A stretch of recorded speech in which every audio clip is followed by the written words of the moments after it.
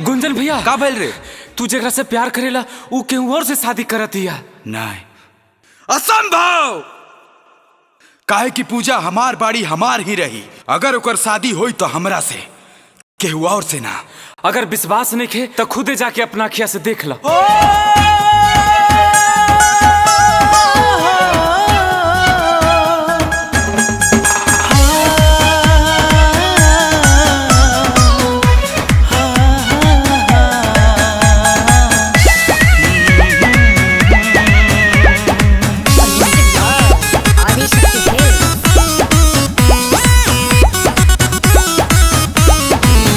होता हमारो तयाज संसार, अखिए के सोझा बिछड़ता प्यार। सुना होता हमारो तयाज संसार, अखिए के सोझा बिछड़ता प्यार। केकरा से हंसब बोलब बतियाई, तुहे गोराही हमार। अरे रे मोरी चांद के सुना ना हमर जान के डोलिया में जनी ले जाए कहार। सुना ना हमर जान के डोलिया में जनी ले जाए कहार।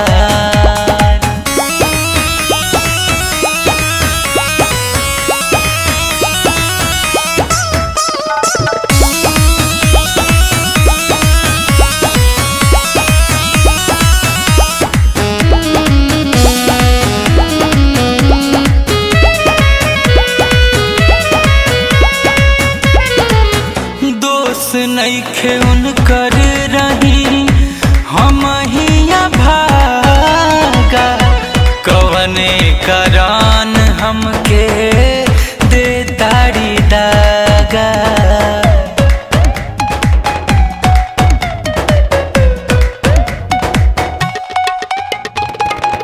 दोस्त नइखे उनकर रही हम हिया भागा, कवने करान हमके दे ताड़ी दागा। अब कैसे केहू करे केहू पे भरोसा, दुनिया में दे ताड़े अपने ही धोखा। केकरा गली घूमे जाई पगला, तनिको न कैली विचार। अरे रे मोरी चांद के सुना ना हमर जान के डोलिया में जनी ले जाए कहार। अरे रे मोरी चांद के डोलिया में जनी ले जाए कहार।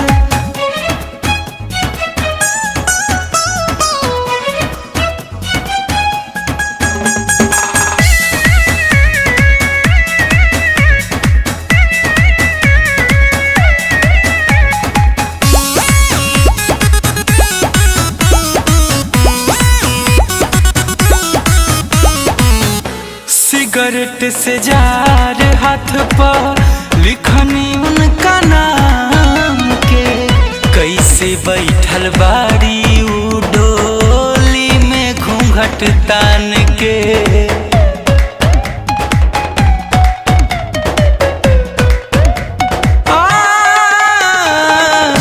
सिगरेट से जार हाथ पे लिखनी उनका नाम के, कैसे बैठल बाड़ी उ डोली में घूंघट तान के।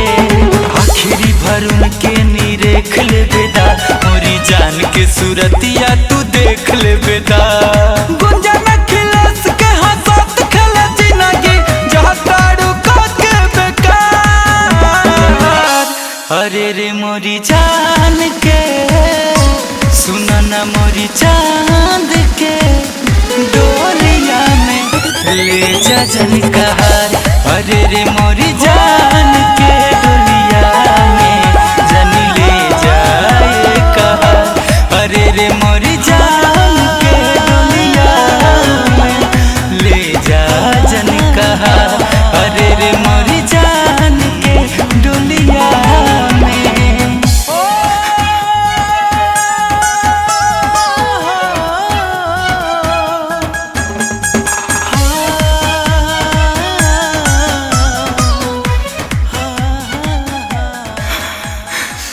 जन ले जा हे कहा।